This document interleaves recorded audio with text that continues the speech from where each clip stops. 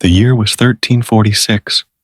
Europe had been burning for 100 years already, though no one knew it yet.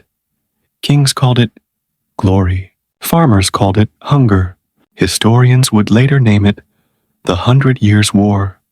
Across the fields of northern France, banners of blue and gold rippled against the wind. Under them rode the pride of a continent. French knights encased in steel, their armor gleaming like mirrors beneath a gray sky. They believed the world itself bowed to the horse and lance. For centuries, that belief had been truth. Knighthood was not simply rank. It was religion.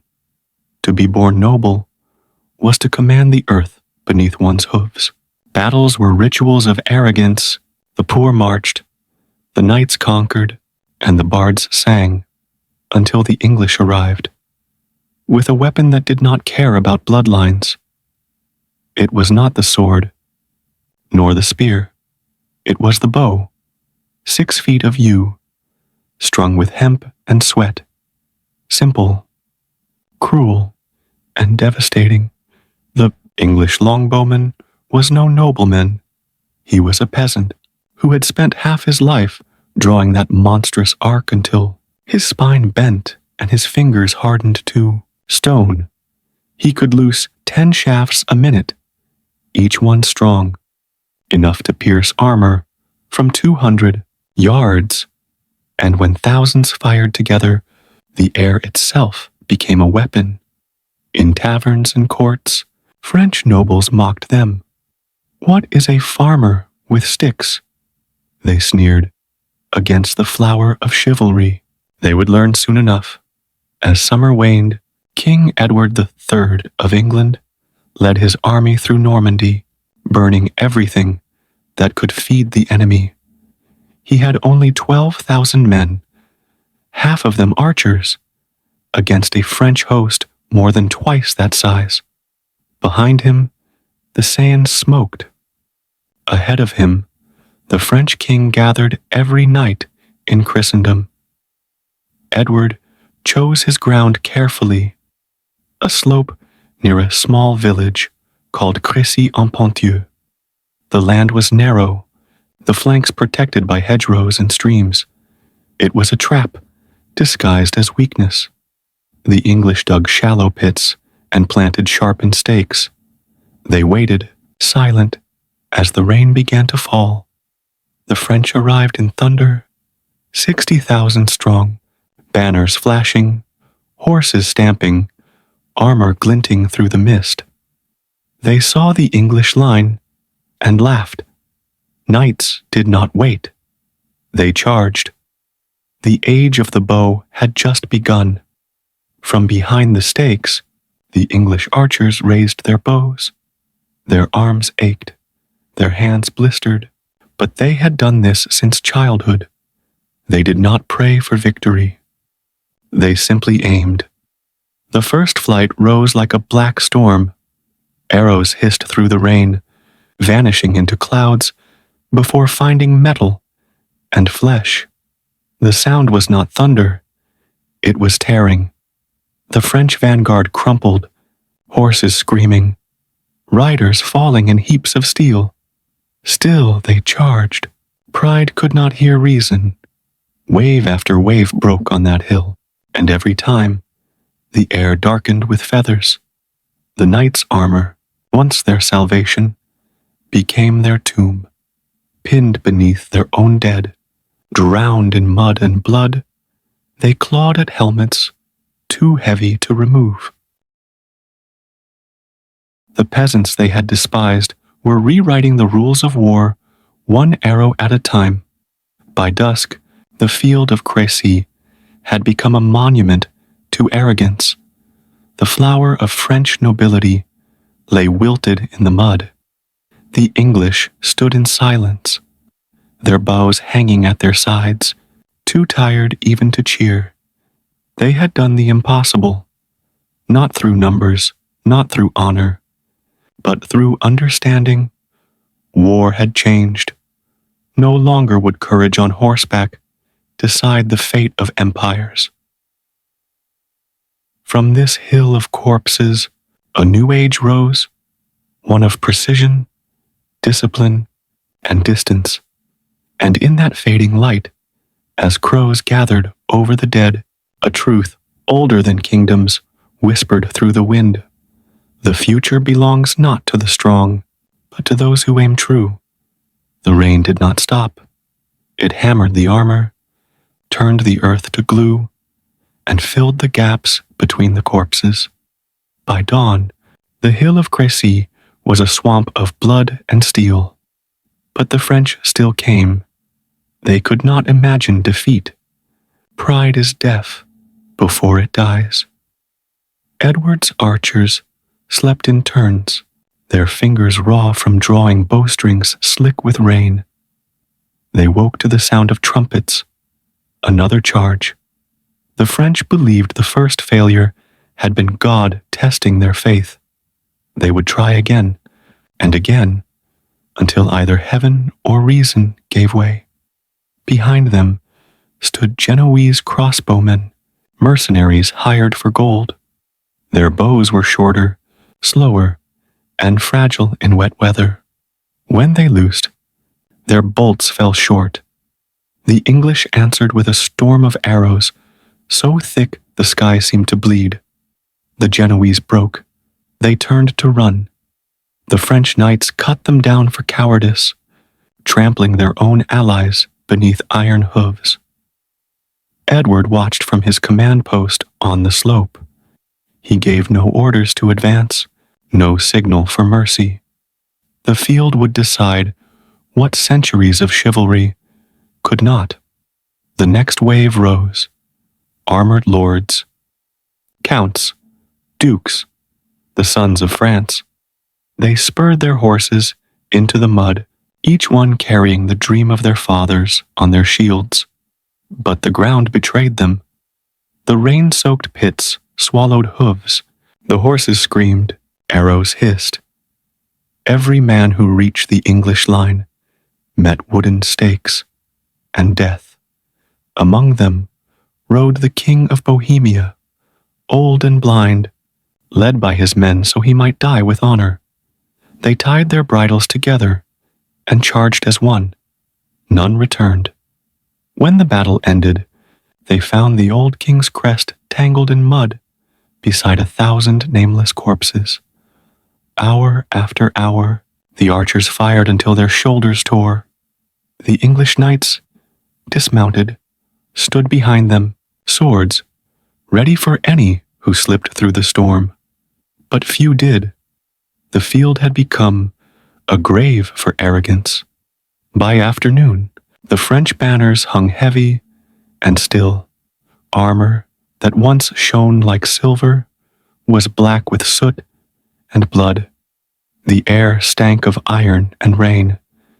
The English moved among the fallen, silent, stepping carefully between the bodies of men who had once ruled them. Some of the younger archers laughed, not from joy, but disbelief.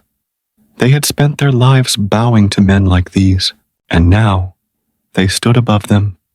A world had turned upside down in a single day. Edward's son, the Black Prince, still a boy, had fought in the thick of it. When messengers begged his father to send aid, Edward refused. "Let the boy earn his spurs," he said. And he did. Not through glory, but survival. When the sun set, the prince knelt among the dead and wept. He had seen the cost of victory. That night, torches flickered across the valley like fallen stars. The cries of the wounded carried into the dark. There were no songs, no triumph, only the slow realization that something sacred had ended. For centuries, armor had been faith-made metal. Now it was nothing but a coffin. The longbow had pierced not just steel, but the idea that nobility could protect a man from the truth of war. On that field, the Middle Ages began to die. News of Crécy spread like wildfire. Monks, recorded it in trembling hands. Merchants told it in whispers. Kings dismissed it until they saw the bodies of their sons returned in wagons. The world that had been built on hierarchy and honor began to tilt. War was no longer the stage of the noble.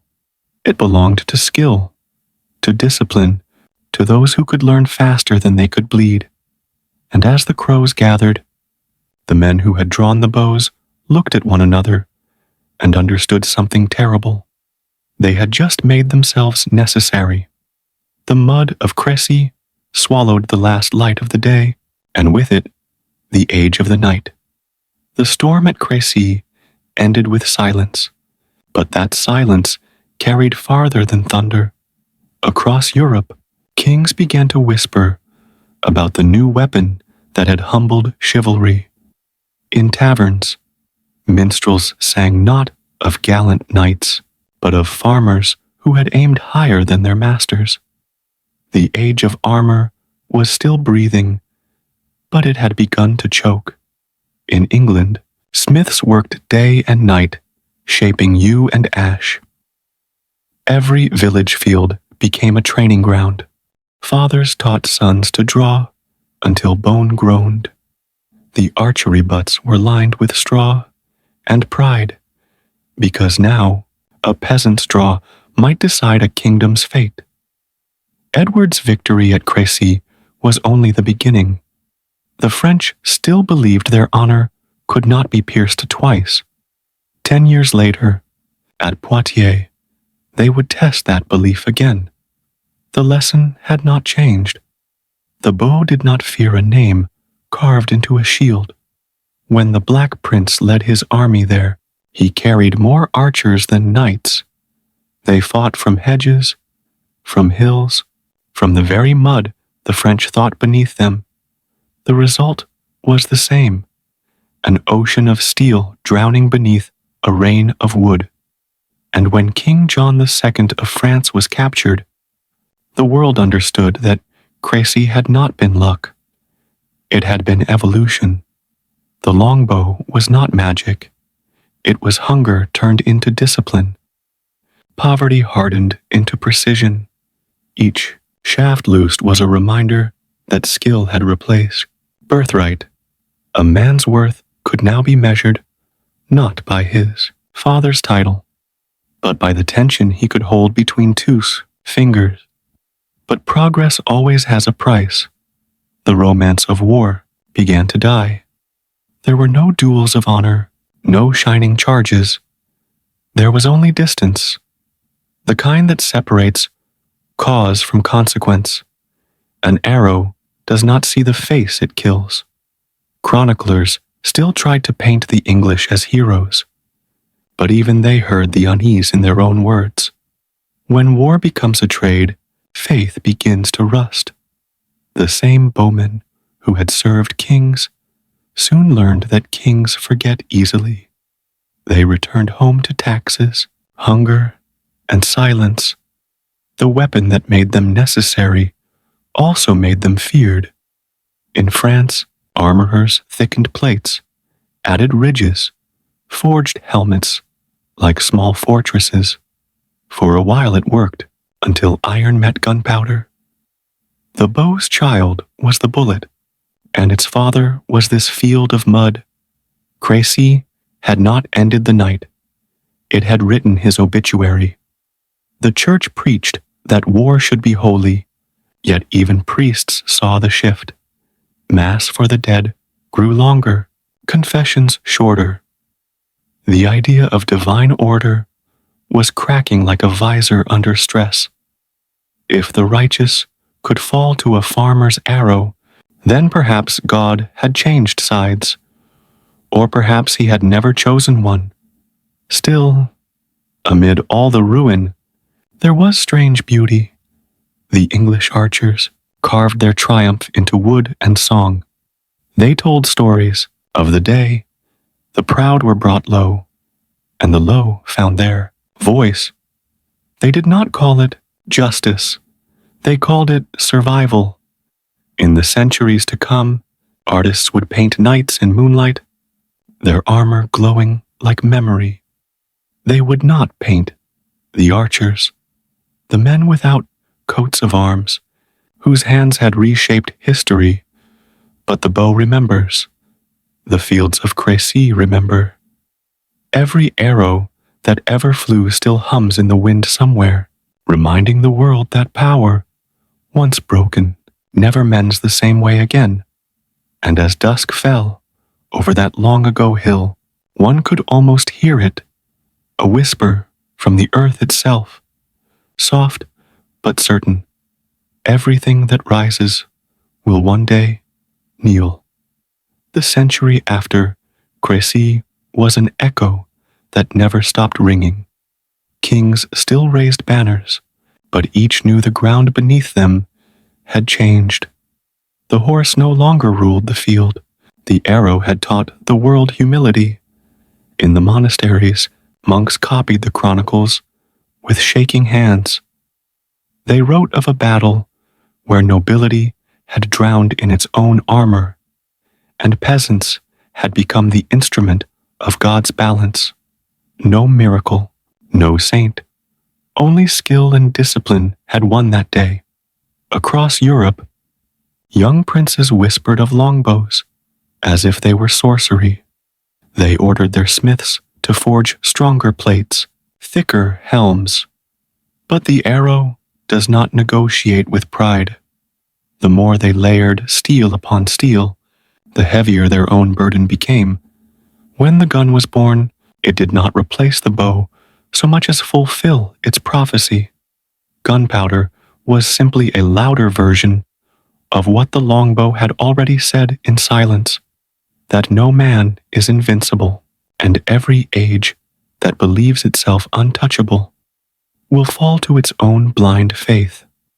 The knight did not vanish overnight.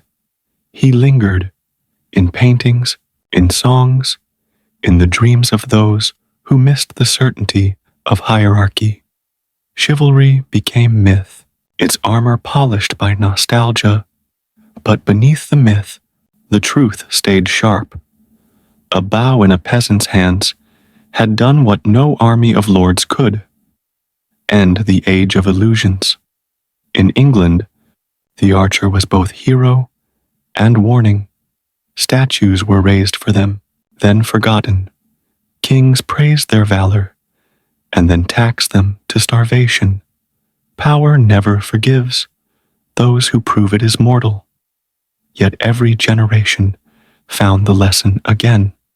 At Agincourt, decades later, the sky darkened once more with arrows, mud, rain, and discipline.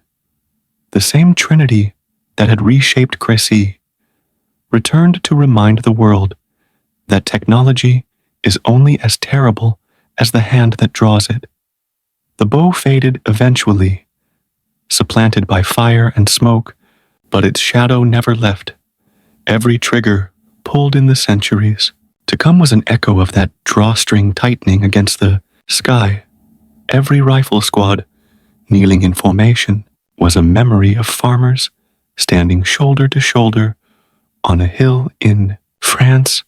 The Battle of Crécy became legend not because it was grand, but because it was honest. It was the moment humanity looked at its own reflections in armor and realized that glory was just a disguise for fear. And somewhere in the rain and mud, a bowman without a name showed that fate is not written by titles, but by hands that do not tremble. Centuries later, visitors to northern France still find the hill. They stand among fields of barley, where bones once lay, and listen to the wind move through the grass. Some say it sounds like the creak of bows drawing, others like prayer. Both are true. Crécy was never just a battle. It was a revelation. The moment when man learned that progress is born not from power, but from doubt, that the future belongs to those willing to question their own legends. So remember this when you look upon armor in a museum, polished and empty. Once, Inside that shell, there was a heartbeat that believed it could never be touched, and somewhere beyond the glass, a bow is still drawn in memory, and an arrow still flies through time to remind us no empire, no ideal, no age is immune to change.